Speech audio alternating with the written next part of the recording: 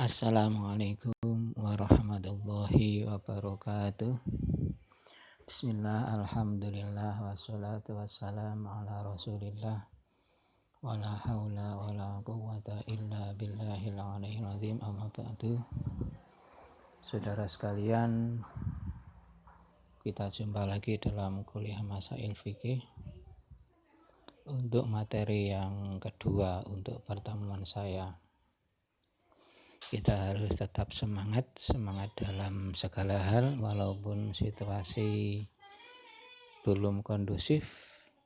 Semangat dalam kuliah juga semangat dalam menyelesaikan skripsi kalian, ya.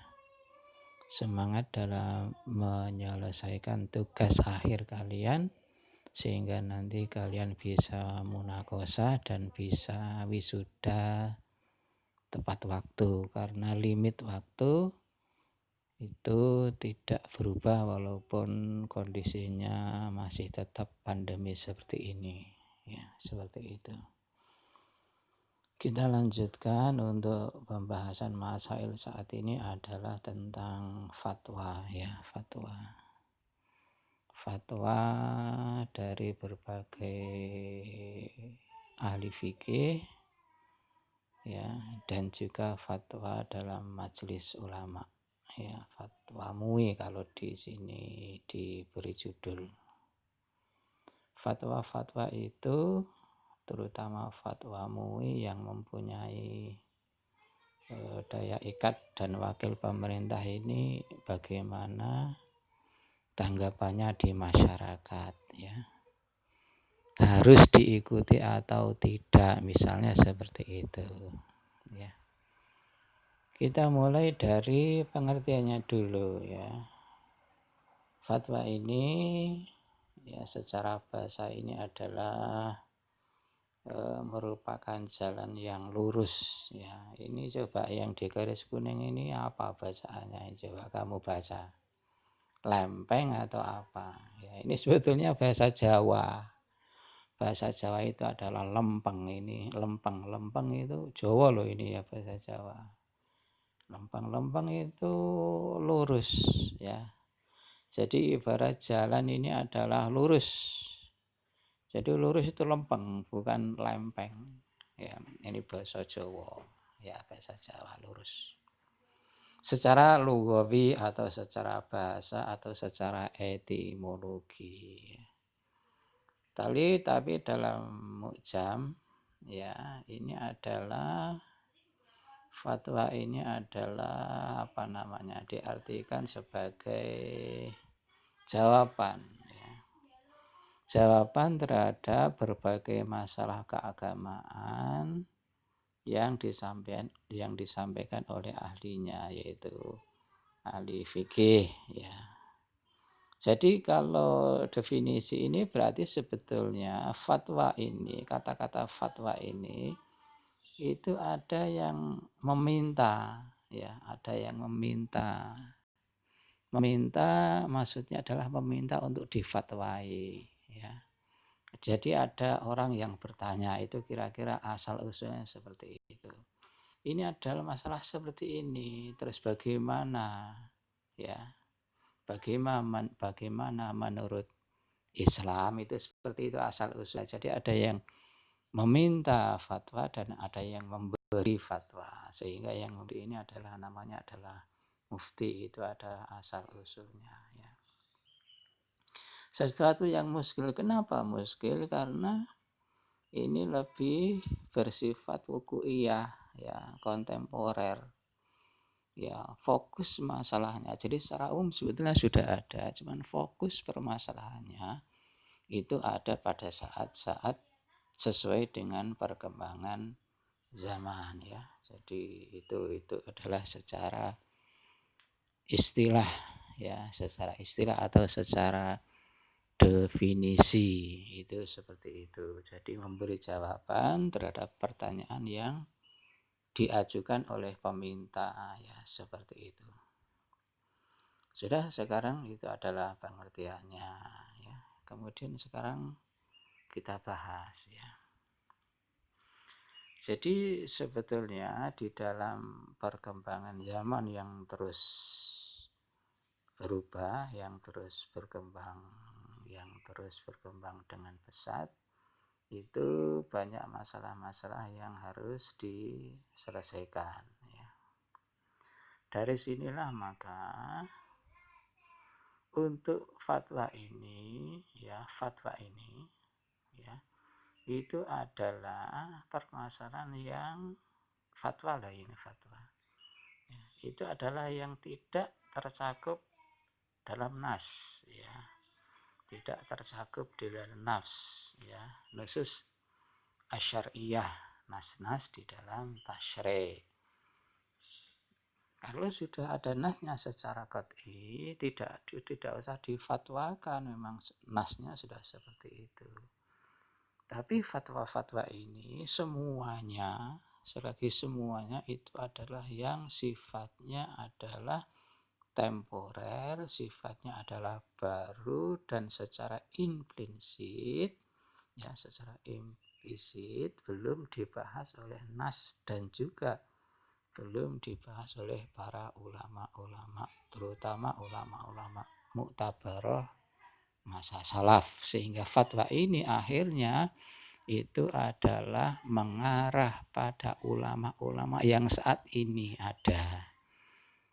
Jadi kalau mengacu pada kitab-kitab salaf itu adalah rujukannya. Jadi yang memberi fatwa itu adalah ulama pada masa itu. Kalau sekarang 2020, kalau masalah tahun 1900 ya 1900 pada ulama masa itu. Itu namanya fatwa, ya. Jadi di sinilah maka fatwa itu ada yang berpendapat itu sesuai dengan ijtihad, tapi sesuai dengan masanya. Kalau ijtihad ulama pada saat salaf itu adalah persyaratan yang begitu ketat seperti itu, dan harus ulama mujtahid yang mutlak, katakanlah begitu, atau ada yang di bawahnya sesuai dengan urutannya dan kapasitasnya, ya. Tapi kalau sekarang itu adalah fatwa namanya. Walaupun ada sebagian yang menamakan itu sama dengan ijtihad, ya itu kan hanya istilah saja, tapi produk hukumnya tetap sama, yaitu adalah menjawab permasalahan hukum yang ada kaitannya dengan hal yang sekarang dihadapi oleh masyarakat. Nah, itu adalah kedudukan di dalam fatwa, ya. Fatwa. Jadi dia yang pertama merupakan permasalahan yang aktual, up to date yang saat ini ada. Yang kedua, yang mengeluarkan fatwa itu adalah ulama-ulama kekinian, ya. Kalau ulama-ulama dulu itu adalah sebagai referensinya, itu seperti itu, ya. Nah, keberadaan fatwa ini sangat penting, ya, sangat penting karena tanpa ada fatwa ini maka kebekuan hukum akan terjadi, ya.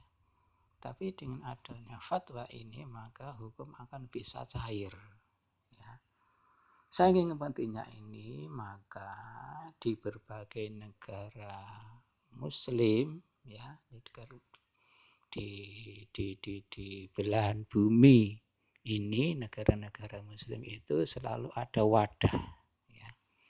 Wadahnya untuk seperti kalau di Indonesia ini adalah MUI, Majelis Ulama Indonesia, yang isinya di dalamnya itu adalah ulama-ulama yang mewakili dari golongan-golongan yang menyebar di seluruh penjuru Indonesia ini, ya. Jadi ada golongan A, golongan B, golongan C, ya. Kemudian menjadi satu wadah dinamakan dengan Majelis Ulama. Nah, disitulah kemudian ada mufti negara dalam istilah umum, ya, mufti negara. Di antara masing-masing berbeda di antara mufti negara ini, ya. Misalnya di Arab Saudi, ya. Posisi di sana mufti itu adalah sudah apa kata pemerintah. Jadi corongnya seolah-olah dalam tanda kutip, corongnya adalah corong pemerintah. Ya, yang lebih kita kenal dengan Wahabi begitu seperti itu. Dan itu memang ada runtutan sejarahnya, ya, ada runtutan sejarahnya. Jadi tidak kemudian moro-moro jadi begitu tidak. Ya. Karena pada saat awal-awal berdirinya kerajaan Arab Saudi itu memang pendirinya Al Saud itu memang dekat dengan ya Wahab, ya Abdul Wahab pendiri Wahabi itu, ya. Sehingga kepentingan negara ini dominan. Kepentingan negara ini dominan dan jangan sampai ya mufti negara ini jangan sampai kemudian pendapat-pendapat daripada para muftinya itu nanti bertentangan dengan apa yang dianut oleh pemerintah. Jadi katakanlah memang itu sudah merupakan kepentingan dari pemerintah itu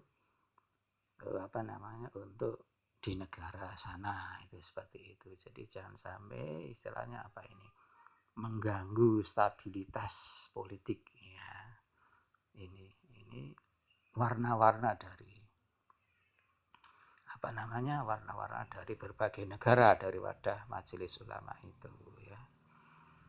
Ya memang Abdul Wahab bahkan konon itu adalah merupakan tidak hanya sahabat dekat tapi juga keluarga karena dinikahkan dengan keluarga kerajaan sana sehingga sampai sekarang mazhab itu dipertahankan. Di Indonesia sendiri kita lihat ya. Di Indonesia sendiri ini tergantung penguasanya ya. Kita lihat pada masa-masa dulu Orde Baru ya, yang dekat dengan pemerintah itu adalah dari golongan tertentu. Maka yang dominan itu adalah ya dari kalangan itu, dari fatwa-fatwanya seperti itu. Walaupun di dalamnya anggotanya banyak golongan-golongan yang semuanya terangkum seperti itu. Ya, seperti itu. Kalau di Mesir ini sangat moderat. Jadi kalau memang ya seperti hakim pengadilan di Indonesia ini tidak bisa diintervensi oleh siapapun ya. Di Mesir juga sama. Jadi fatwanya itu adalah fatwa yang benar-benar dalam tanda kutip di sana itu adalah sesuai dengan kebenaran dan apa adanya seperti itu. Lain lagi dengan di Syria ya. Di Syria kondisinya memang tidak stabil ya. Jadi kalau menganut pemerintah juga tidak bisa, tapi kalau menganut dari masyarakat banyak juga apalagi masyarakat banyaknya ini bertentangan dengan pemerintah ya. Ini akhirnya di Syria ini banyak bongkar pasang dan memang semuanya tergantung pada pada kondisi kestabilan negara itu ya. Jadi mufti ini ya marginal kadang-kadang seperti itu ya. Nah, kemudian di dalam mengambil keputusan ya ini kan harus harus ada ya. Seperti kenapa mazhab ini muncul, kok harus ada Imam Hanafi ya, yang pertama, mazhab pertama Imam Hanafi, kemudian disusul generasi berikutnya adalah Maliki, kemudian disusul Syafi'i dan terakhir Hambali dan banyak yang lain karena memang waktu itu harus ada jawaban hukum ya. Itulah kenapa kemudian Imam Nawawi ini ya menyatakan bahwa fatwa ini adalah hukumnya fardu wajib, fardu kifayah. Jadi tidak boleh kemudian tidak ada keputusan hukum ya. Tidak ada keputusan hukum, tidak boleh, harus ada produk hukum yang ditelurkan berasal dari ijtihad dalam tanda kutip Jihad itu kan memang menguras tenaga pikiran dan bekerja keras optimal untuk menelurkan produk hukum dari hukum-hukum asal yang ada itu kan definisi ijtihad gitu. Makanya tadi awal-awal saya sampaikan itu bisa dikategorikan sama dengan ijtihad seperti itu. Bisa sekali lagi bisa dikategorikan dengan ijtihad ya. Hukumnya fardu kifayah. Jadi harus ada produk hukum yang ditelurkan itu seperti itu. Ya. Sehingga saudara sekalian sebetulnya dasar-dasar dari fatwa ini ya itu banyak di dalam Quran, dalam hadis ya. Orang yang bertanya kemudian harus ada produk hukum yang ditelurkan ya. Contohnya dalam Al-Quran awal-awal ya. Awal-awal ada yang bertanya tentang makanan yang diperbolehkan ya. Ya, yang diperbolehkan itu yang bagaimana ya, tentang kehalalan ya, kehalalan ya. Ini yang sudah sangat terkenal. Yas'alunaka ya, mereka bertanya pada kamu ya tentang apa yang dihalalkan itu, yang dihalalkan yang boleh kita makan ya. Yang boleh adalah yang baik-baik atau ibadah. Ya inilah yang menjadi polemik ya. Yang diperbolehkan yang baik-baik. Wa alam tuh kok ya disandingkan dengan ini, Allah mempunyai maksud tersendiri. Sehingga penerjemahannya sesuai dengan kepentingannya ya. Minal jawarih mukallibina. Ini loh, mukallibin. Kata-kata mukallibin ini. Kalau mereka yang pro terhadap anjing, mohon maaf anjing atau dog itulah. Dog aja disebut dog. Kalau anjing itu kan kata-kata anjing itu kan bisa jadi mengumpat dan kasar. Dog saja. Kalau dog bahasa Inggris kan tidak pakai ketoro kan begitu ya. Mukallibin mereka artikan dengan kalbun. Ya, kalbun. Anjing-anjing yang sudah terlatih, yang kemudian bisa memburu mangsanya, kemudian dibunuh saat itu, kemudian mati, itu makanannya itu bisa kita makan. Nah itu. Tapi kalau yang kontra itu mukallibin ini binatang buas gitu aja. Sehingga di sini maka dog ini ada yang mengatakan mughaladzah dan ada yang tidak mughaladzah ya gitu seperti itu. Jadi sahabat waktu itu mengambil binatang buruan karena waktu itu kan memang binatang masih liar kan begitu ya. Jadi tapi syaratnya para fuqaha itu anjing itu terlatih ya, dog itu dilatih. Kalau kita memakai kata-kata anjing lah dilatih. Kemudian setelah dia terlatih terampil pada saat melepas itu harus membaca bismillah ya. Bismillah pada saat melepas membaca bismillah, kemudian setelah menangkap yang membaca bismillah ya yang melatih yang punya binatang itu tidak dedoknya ya maksud dedoknya bisa lepas dengan bismillah, kemudian ditangkap, kemudian mati. Ya, binatang buruan itu kemudian bisa dikonsumsi ya karena sudah seolah-olah sudah disembelih dengan bismillah. Ini kalimatnya mau kalabina ya. Yang sudah dilatih dengan kita itu seperti itu. Ini memang kadang kita kontroversi karena tidak tidak familiar ya, tidak familiar dan ayat ini juga jarang untuk kita angkat ke permukaan ya, karena memang di dalam realitasnya itu adalah kita jarang untuk makan daging misalnya seperti itu sampai melatih binatang buruan yang diburu loh sekarang tidak ada di tengah hutan paling. Nah hutan itu pun binatangnya juga banyak yang dilindungi seperti itu ya. Ya, perubahan paradigma itu juga terjadi ya.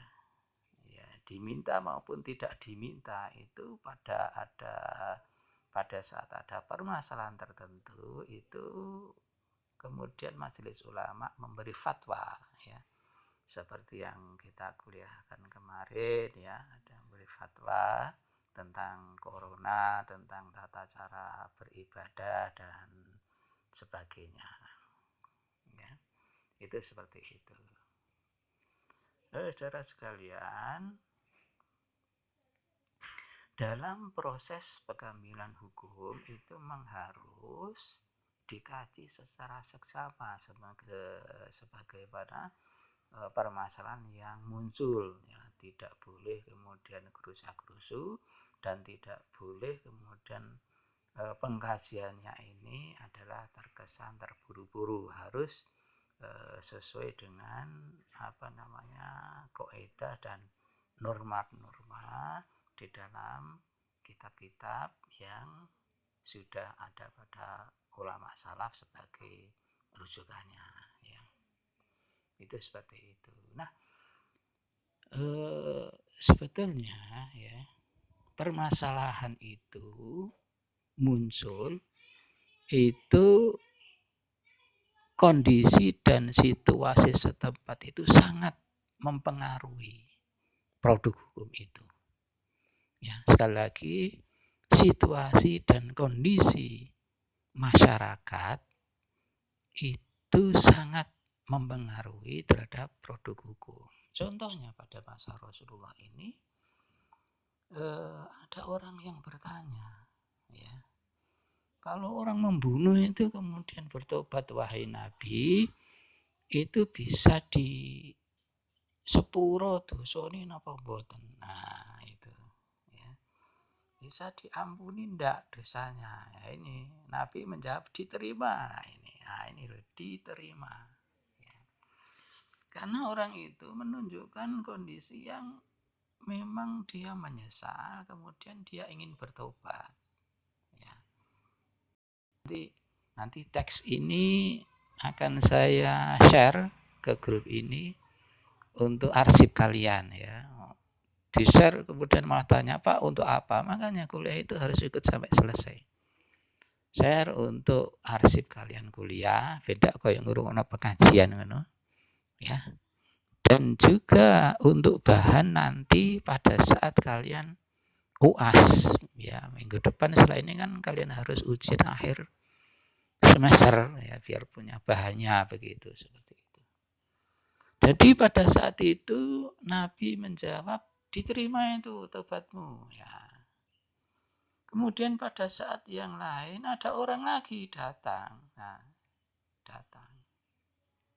Ya.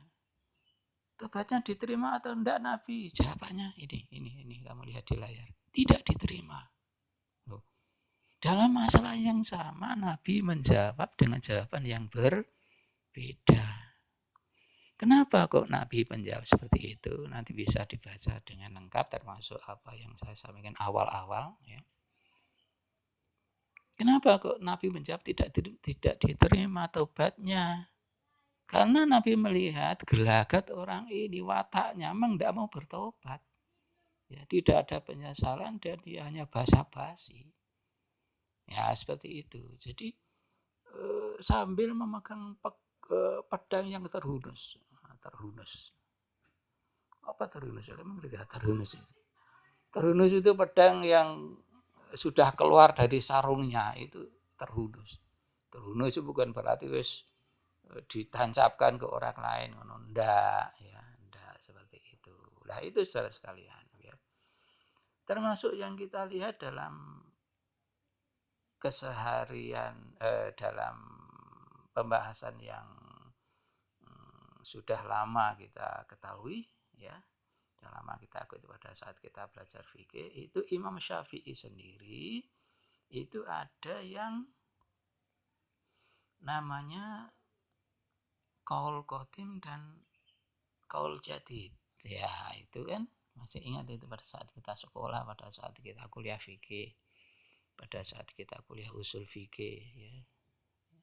Jadi kondisi dan situasi waktu itu, kondisi dan situasi masyarakat masyarakat setempat, ya waktu itu ya setempat, ya, tidak waktu sekarang dan setempat yang sekarang kita tempati, itu sangat mempengaruhi produk hukum.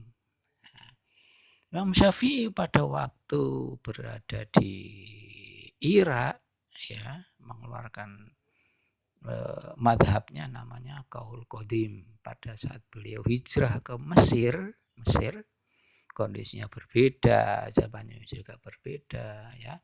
Kemudian beliau memberi fatwa-fatwa, ya, yang kemudian dinamakan dengan Qaul Jadid. Ya. Walaupun permasalahan sama, tapi produk hukumnya berbeda. Ya, sekali lagi, masalahnya sama, tapi produk hukumnya berbeda.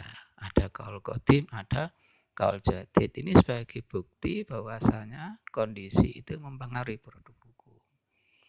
Nah, begitu pula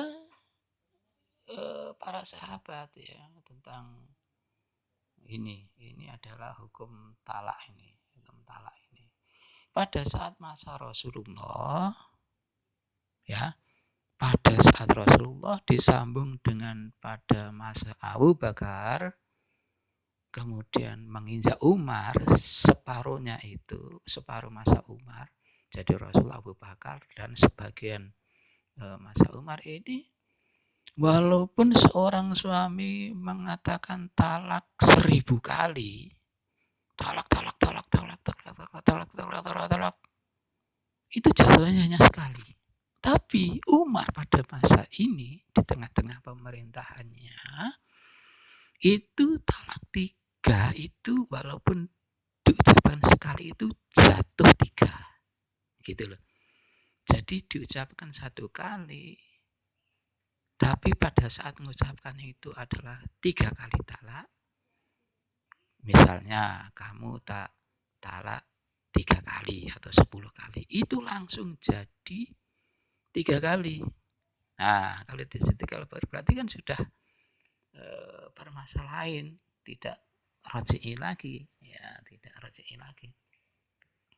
Itu seperti itu. Padahal masa Rasulullah, Abu Bakar, dan masa awal-awal dia 1000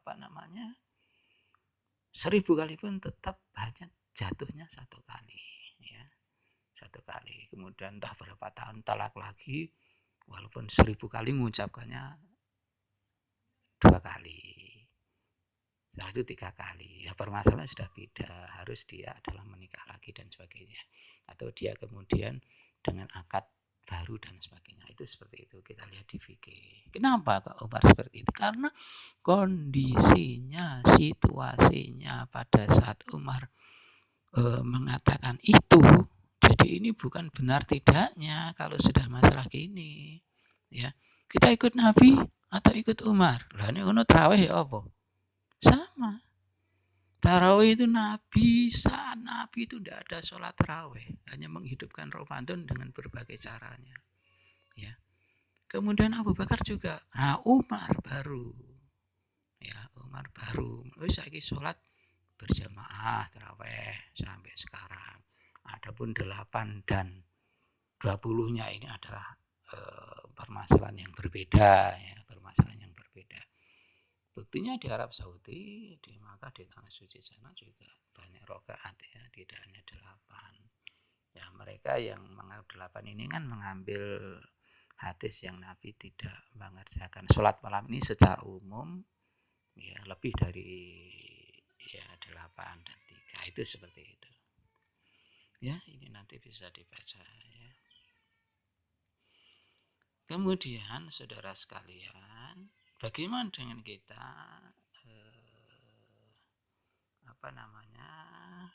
kita menghadapi fatwa itu, ya. Ya, Nabi mengatakan sudah dengarkan aja kata hatimu. Artinya adalah ini kami lihat. Artinya adalah bahwasanya fatwa-fatwa itu memang harus muncul, ya. Tapi pilihan dari fatwa itu adalah tergantung dari keyakinan yang sudah kita anut,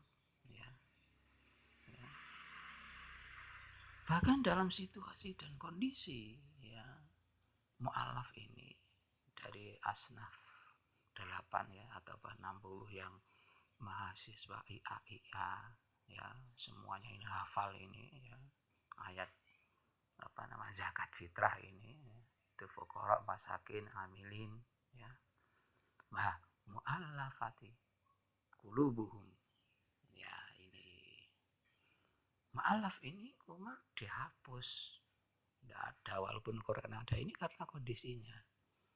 Jadi kalau andai kan ada fatwa masa itu yang bertentangan dengan masa sekarang ini sudah sangat wajar-wajar saja karena kondisinya. Kenapa Umar kok ayat tidak dipakai mu'alaf itu kok tidak diberi zakat, dilarang oleh Umar karena memang Islam sudah kuat.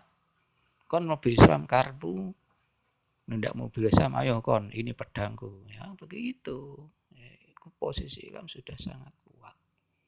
Kalau pada masa itu kan sangat masih lemah dan butuh bolo gitulah kira-kira. Sekarang Umar tidak butuh itu sehingga dihapus itu ya qaul qadim qaul jadid ini sudah kita bahas ya.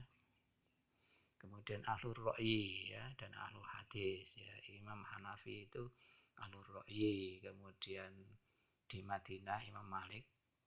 Kenapa Hanafi kok ahlur ra'yi? Karena beliau ini ada di Irak. Di Irak ini jauh dari sumber hukum ya. Sehingga pada waktu itu juga banyak hadis-hadis palsu sehingga beliau lebih memilih ar-ra'yunya dan Al-Qur'annya ya. Sehingga disebut dengan ahlur ra'yi. Kalau ahlul hadis ya Imam Malik ini sejak kecil yang meninggal ini di Madinah ya. Sehingga kental dengan hadis sehingga ahlul hadis begitu. Imam Syafi'i pernah berguru pada Abu Yusuf. Abu Yusuf yaitu murid terhebatnya Imam Malik. Kenapa kok tidak terhebatnya Imam Hanafi? Kenapa kok tidak berguru pada Hanafi langsung? Iya karena pada saat Imam Syafi'i lahir di tahun itu juga Imam Hanafi meninggal gitu loh ceritanya. Sehingga ada guyonan-guyonan ya, ada guyonan-guyonannya itu yang Syafi'i mengatakan imammu itu takut dengan imam saya karena pada saat imam saya lahir imammu meninggal begitu. Ya enggak, dibalas oleh muridnya, para pengikutnya Hanafi. Ini guyonan. Kadang itu kita kalau membaca kitab guyonan itu kita anggap sungguhan ya. Tergantung intonasinya sebetulnya. Tapi kalau tulisan kitab itu kan enggak ada intonasi. Ya, jadi sebetulnya kita itu rukun-rukun saja. Yang murid-murid Hanafi mengatakan ya enggak, malah kebalik. Yang Imam Syafi'i itu malah berani muncul setelah imam saya meninggal, dia takut menghadapi imam saya begitu. Itu jadi kita tidak boleh untuk sebuah teks itu kita maknai dengan keras tapi harus itu seperti itu ya. Jadi Imam Syafi'i ini adalah kolaborasi ya. Berguru dengan Abu Yusuf dan menjadi murid yang paling hebatnya Imam Maliki. Jadi ahlur ra'yi adalah hadis ini dikolaborasi menelurkan hukum baru Syafi'i itu seperti itu ceritanya. Ya, dulu kan belajar kan begitu ya. Nah, ini kan ada yang kilas balik saja. Nah, Imam Ahmad bin Hambal ini murid terbaiknya Imam Syafi'i ya begitu cerita. Jadi keempat-empatnya ini sebetulnya satu rumpun ya, satu rumpun. Sudah itu seperti itu ya. Ini kemudian bagaimana dengan kesimpulannya ya. Kesimpulannya bahwasanya fatwa-fatwa misalnya fatwa aliran sesat, fatwa tidak boleh berokok itu haram dan sebagainya ya itu sebetulnya itu adalah merupakan fatwa yang memang harus ditelurkan oleh para ahlinya ya. Tapi daya ikatnya apalagi kalau sudah seperti Idul Fitri dari kelompok Torekot dan lain sebagainya itu ya sudah seperti itu. Jadi mereka memang memang punya hak untuk tidak terikat dengan fatwa itu seperti itu. Tapi secara umum, fatwa itu memang seharusnya itu adalah kita apa namanya kita kita kita ikuti begitu. Ya. Ini sesuai dengan sabda Nabi bahwasanya kita harus mendengarkan kata hati. Ya. Ini hadis Nabi. Mintalah fatwa pada nuranimu, ya, pada nurani. Seperti pada saat kita menghadapi Idul Fitri yang berbeda, gitu ya, kira-kira seperti itu yang sering. Itu kita mantap dimanya dalam nurani kita itu seperti itu. Itulah yang kemudian akhirnya masing-masing umat Islam kemudian apa namanya saling menghormati asalkan tidak sudah benar-benar menyeberang ya menyeberang dari ajaran yang sebenarnya. Ini banyak yang saya kutip dari Gusmus ya, jadi Kiai Mustafa Bisri itu seperti itu. Sudah, jadi fatwa itu harus dan itu sangat penting sehingga Imam Nawawi mengatakan fardu kifayah. Adapun keterikatnya tergantung pada keyakinan yang sudah kita miliki ya dan sesuai dengan para ulama yang sudah kita yakini keabsahannya itu seperti itu. Alhamdulillah sekarang pemerintah kita lebih condong pada apa yang menjadi apa namanya menjadi anutan kita yang menjadi keyakinan kita yaitu fatwa dari para ulama Ahlus Sunnah wal Jamaah. Itu pun walaupun berbeda juga seperti saat ini pendapat dari NU secara umum berbeda dengan apa yang disampaikan oleh siapa Profesor Zahroh itu ya. Jadi itu seperti itu tentang sholat Jumat, tentang sholat berjamaah yang apa namanya yang boleh dilakukan kalau itu menurut Profesor Zahroh dan menurut apa namanya NU secara umum ya tidak boleh karena sangat apa namanya memungkinkan untuk terpaparnya COVID seperti itu yang kemarin sudah kita sampaikan ya antar kelompok saja kadang-kadang kita tidak sepakat seperti itu. Jadi keyakinan kita yang sudah kita yakini ya seperti itu. Jadi keyakinan ini adalah merupakan tolok ukur dalam apa namanya dalam menentukan sikap kita. Ya.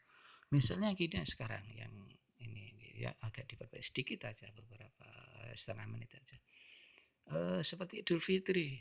Jadi kalau Idul Fitri hari ini itu berarti yang hari ini puasa kan haram. Nah, masalahnya di situ. Wong ini sudah Idul Fitri.